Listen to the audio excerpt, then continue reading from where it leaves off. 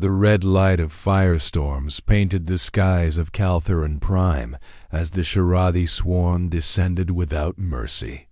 Massive alien ships, shaped like claws and covered in sharp black armor, broke through the clouds like falling meteors. Below, the peaceful cities were torn apart, rooftops melted, streets turned to ash, and screams vanished under waves of destruction. This planet had once been a place of peace, where humans and alien allies traded, lived, and dreamed together. But now it was dying. In orbit above, Commander Eric Vaughn stood on the bridge of the Resolute Dawn, watching everything burn. His face was calm, but his fists were tight, his heart heavy. They had come as fast as they could, but even a full-speed jump hadn't been enough. The Shirathi had already struck, already broken the planet's defense grid, already begun their feast. These creatures didn't take prisoners. They didn't talk. They only destroyed. And they were spreading across the galaxy like a sickness. Humanity had been one of their first targets back when Earth still trusted the Galactic Council. The Council had promised safety. They had promised unity. But when the Shirathi came, they only sent words, not ships. They said humanity had always been too aggressive, too independent, too dangerous. So they left them to die. Earth burned, Mars fell. The colonies scattered, and yet the humans fought back. Piece by piece, ship by ship, they survived. Now, Eric commanded one of the few real warships left fast, strong, armed with old human rage and sharp new weapons built in secret. He had no orders from any council. No backup, no home to return to. Just his crew and a mission: hold the line. Buy time, save what little remained of the human race. Around him, the bridge crew moved like shadows, silent and focused. Everyone knew what this meant. The destruction below wasn't just another lost world. It was proof the Shirathi were still coming, still growing stronger.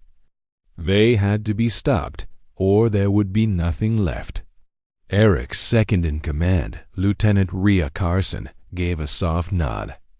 All escape pods scanned. No survivors yet. Eric said nothing. The red light of Calthron's burning cities danced. In his eyes, he knew they couldn't land. The atmosphere was filled with toxic ash and fire. Their sensors picked up no life signs, no remaining resistance, only the cold echo of death.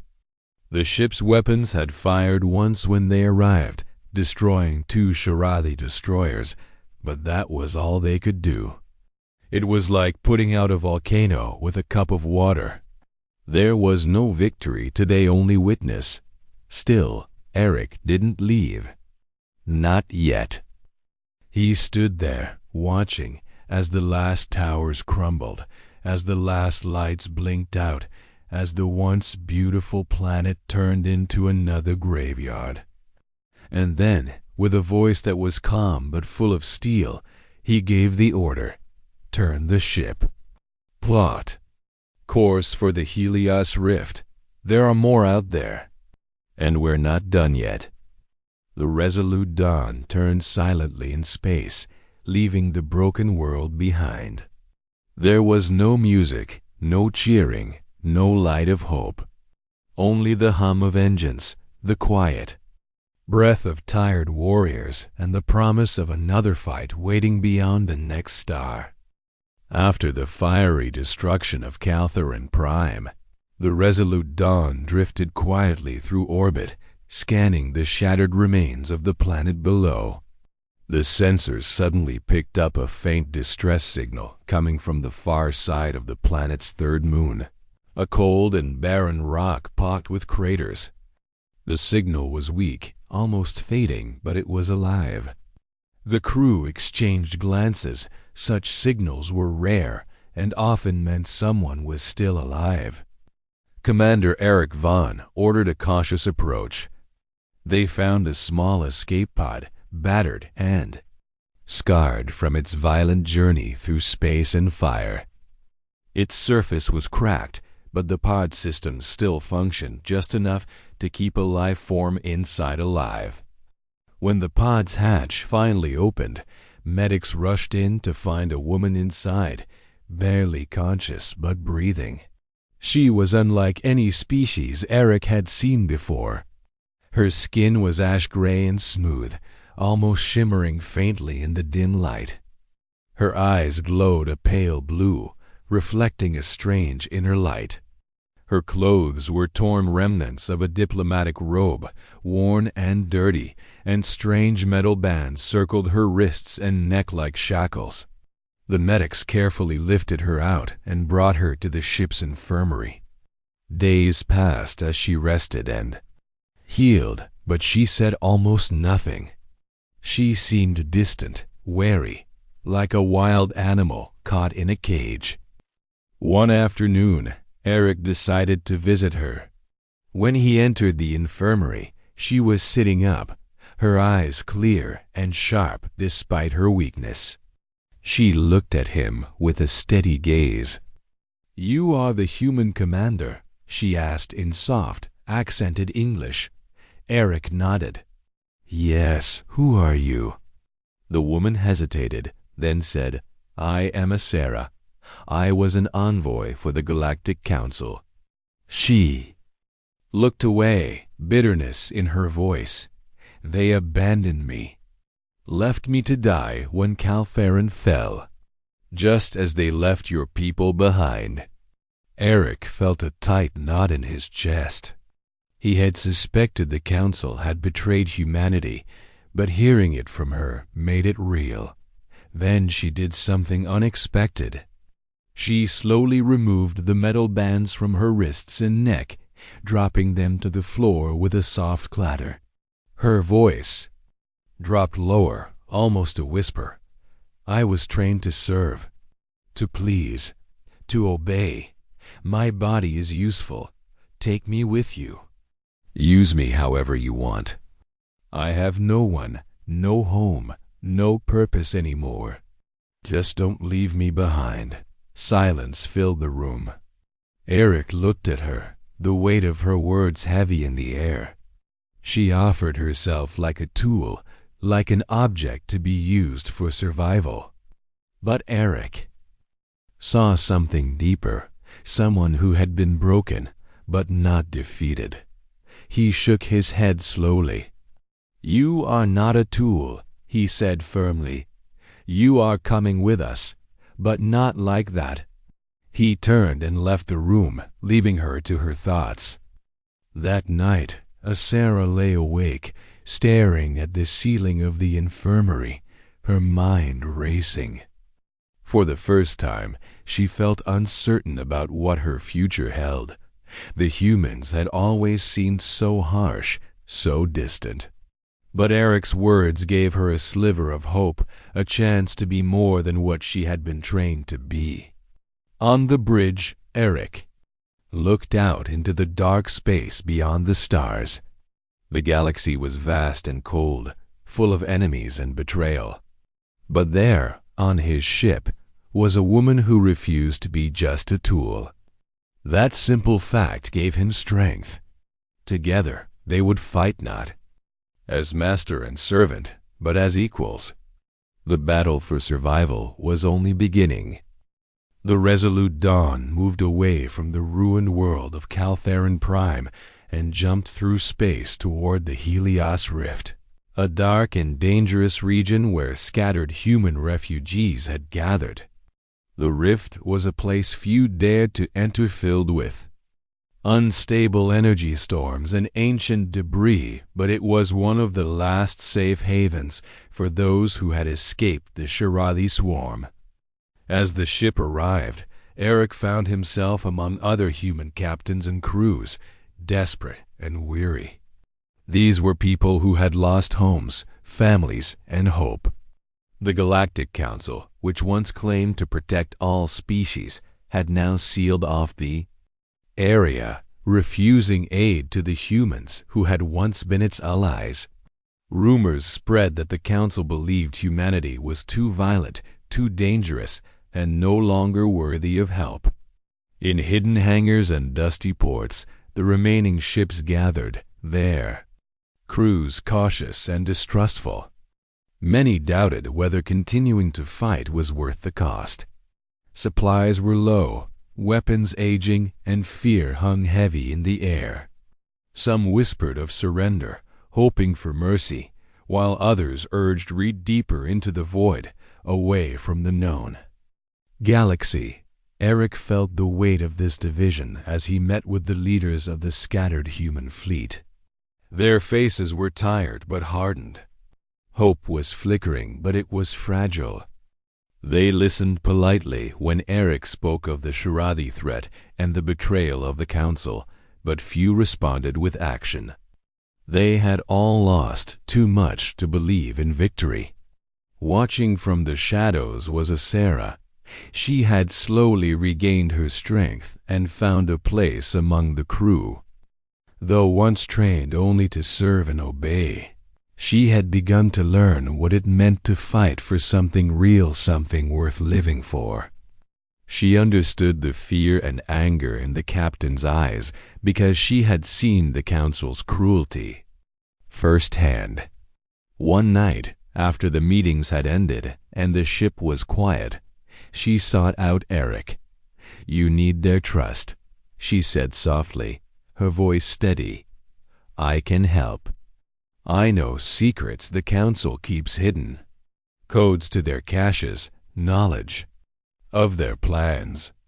If you let me, I will fight, not as a servant, but as a soldier." Eric looked at her, considering the risks.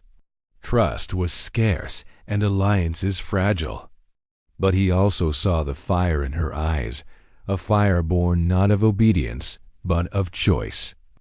He nodded. "Then let's show them what humanity really means." From that moment, Sarah became more than a survivor. She became a symbol, a bridge between broken hope and fierce determination. Together, they began to rally the scattered fleets, sharing secrets and stolen resources, pushing back against fear and doubt. The Broken Flame, as they called themselves, was born from desperation but fueled by a new resolve. The fight was far from over, but now they were no longer alone in the void. They had each other, and that was enough to start a war. The Broken Flame fleet prepared for their first bold move, a raid on a secret Galactic Council supply depot hidden deep inside forbidden space. This depot was rumored to hold weapons, fuel, and supplies that could turn the tide of the war. The Council had kept these caches secret, refusing to share their resources with humanity despite the growing threat of the Shirathi. For the fleet, striking this depot was more than just a mission, it was a statement. They were no longer begging for help, they were taking what they needed to survive. The resolute Dawn led the fleet through the dark expanse, navigating past patrols and hidden traps. Sarah, with her knowledge of Council codes and security systems, worked tirelessly to hack into the depot's defenses. Her fingers danced across the consoles, breaking through layers of firewalls and electronic guards while the crew held their breath. Outside, drones sent by the Council tried to block their approach. Bright beams and pulses of energy blasted across space, lighting up the void with deadly precision. The human ships responded with fierce determination, dodging and weaving through the hail of fire. Captain Eric gave orders calmly but urgently, his voice steady as he coordinated the attack. Every move was precise, every shot purposeful.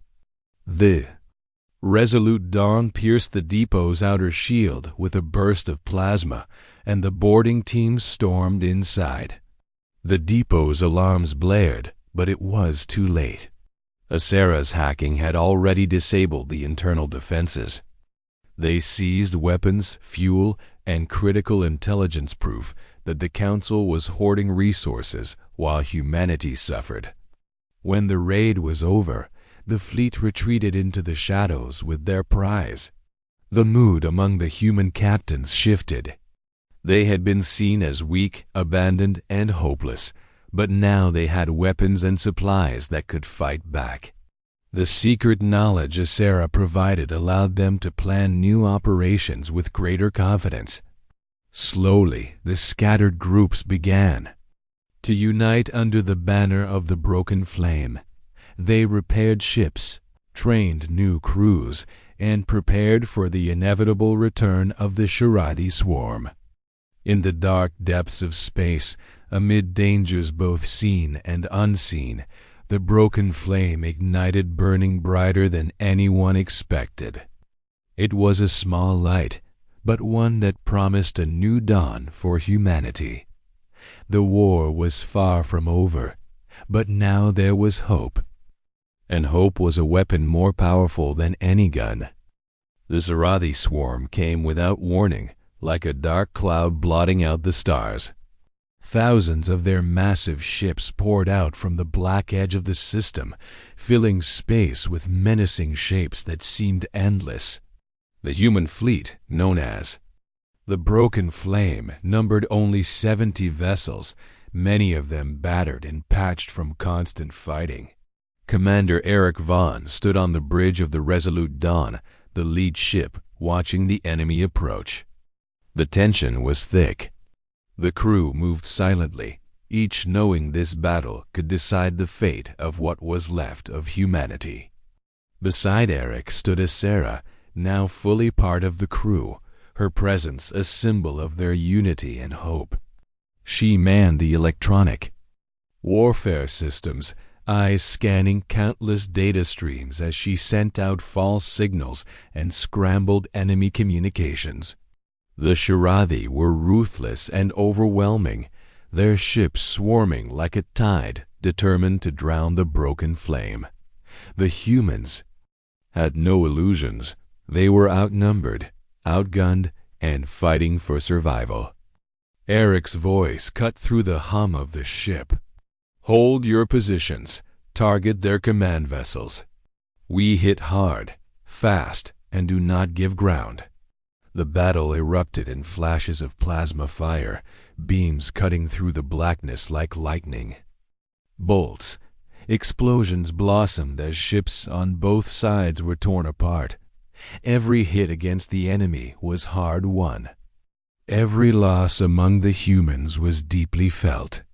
Yet for every human ship destroyed, 2 or 3 Shiradi ships fell. The crew fought with desperation and courage, their resolve burning brighter than their weapons' fire. Acera's electronic warfare turned the tide in small ways, jamming enemy sensors and feeding false targets that allowed human fighters to strike with deadly precision. Still, the enemy pushed forward, relentless and terrifying. As the battle raged, the human fleet's commander realized they could not win by strength alone. They needed to change the fight, to use the galaxy itself as a weapon. With grim determination, Eric began to prepare a new plan, one that would risk everything. The crew of the Resolute Dawn braced themselves for the storm ahead, knowing that this battle was only the beginning. Humanity was battered but unbroken. They would fight, not because they believed they could win, but because to stop fighting meant death, and in that defiance there was hope. The stars above flickered with distant light, and below, the Broken Flame burned bright against the darkness.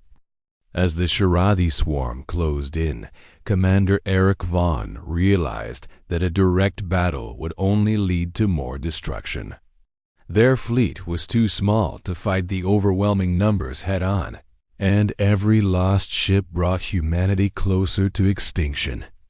With heavy thoughts, Eric devised a desperate plan to turn the tides by using the dangerous Helios gas ring, a swirling field of volatile energy storms, known to tear ships apart. The plan was risky. One group of ships would lure the enemy into the heart of the gas ring, drawing the Shiradi deep into its deadly embrace. Then, another team would ignite hidden fusion bombs planted in advance to set off a massive chain reaction, turning the gas ring into a blazing trap that could wipe out a large portion of the enemy fleet.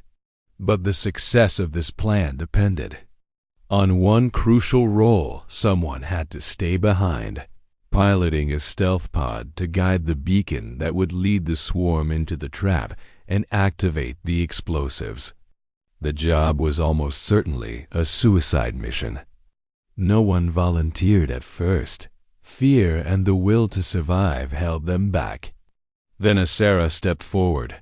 Once trained only to obey and serve, now she chose her own path. Her voice was steady as she said, "Let me do it. I was born a slave. Let me die free."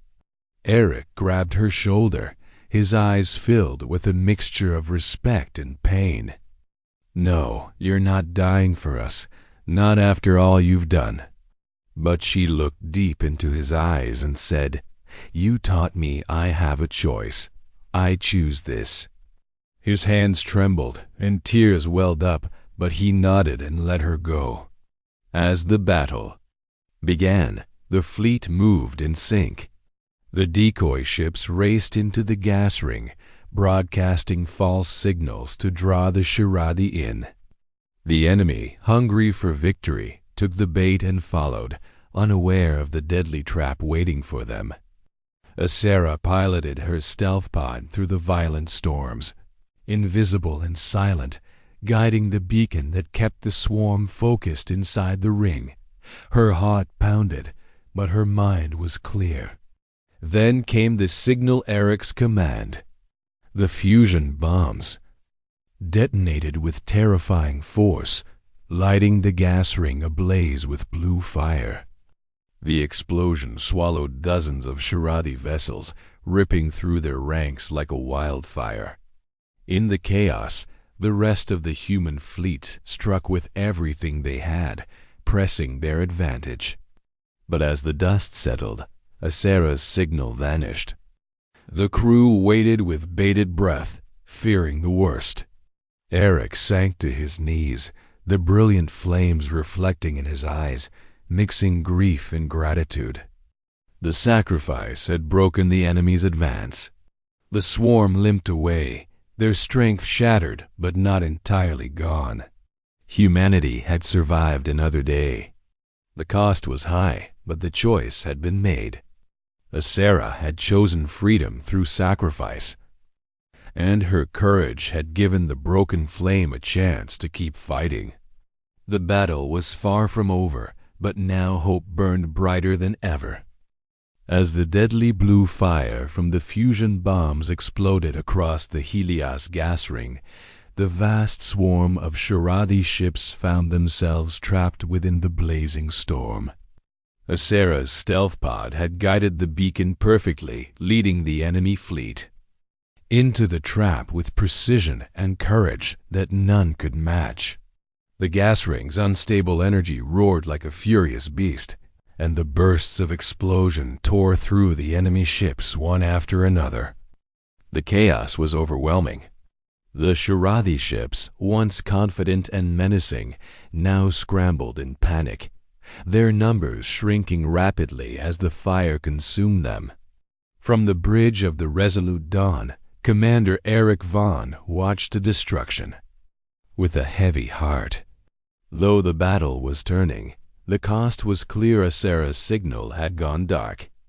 No one knew if she had survived the deadly energy storms or if she had sacrificed herself to complete the mission. The crew worked in tense silence, their eyes glued to the sensors, hoping for a sign but fearing the worst. The rest of the human fleet pressed their advantage, striking hard and fast against the weakened enemy. The Shirathi, though relentless, were broken.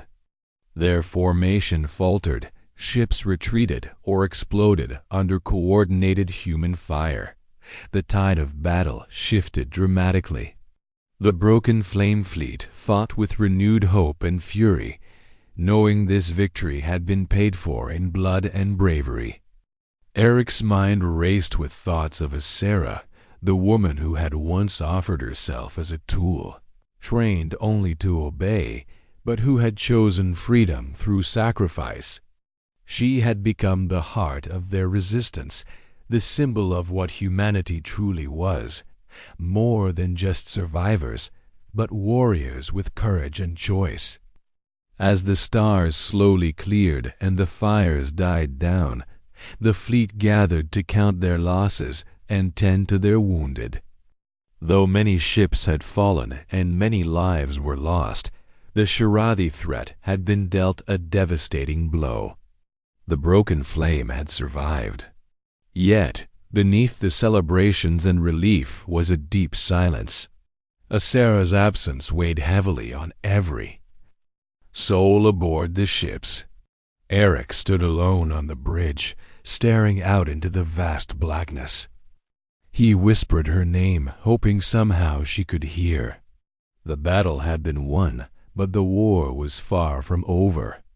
And, in the quiet moments, the crew vowed to carry her memory forward, to fight not just for survival, but for the freedom she had chosen with her last breath.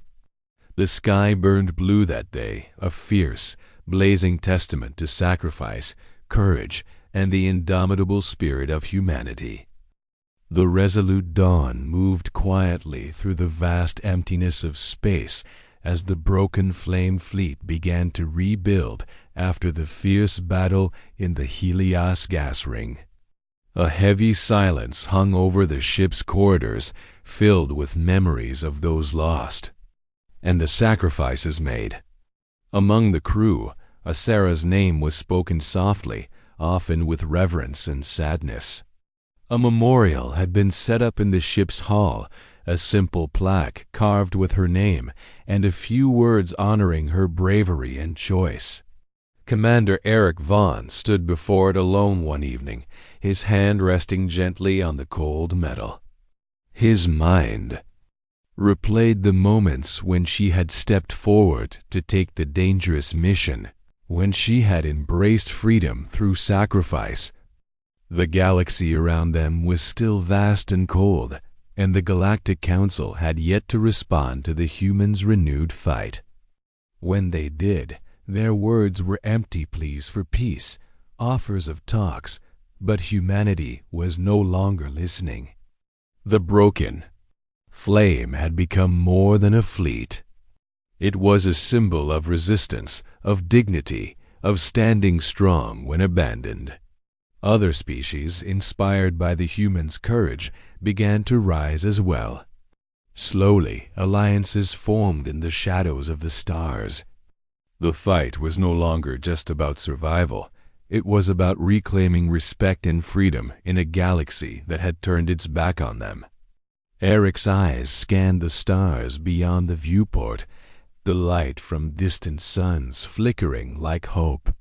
He carried the memory of Asera with him, not just as a fallen warrior, but as a reminder that choice was the greatest power any being could hold. She had once said, "Use me however you want," but he had refused. Instead, he gave her something far greater, the chance to be a hero on her own terms. The broken flame fleet moved forward, stronger and more united than before. They knew the battles ahead would be hard and filled with loss, but they also knew they fought for something worth more than life itself: freedom, choice, humanity. And somewhere out there, among the endless stars, the spirit of the woman who had chosen. To die free burned on, lighting the way for those who followed.